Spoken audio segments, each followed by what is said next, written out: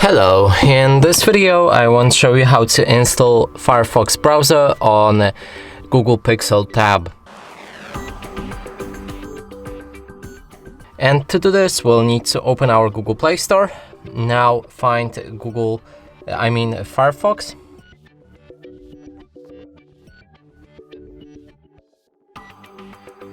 Click on the install. When it's ready, select Open. Here we can set our Firefox as a default browser.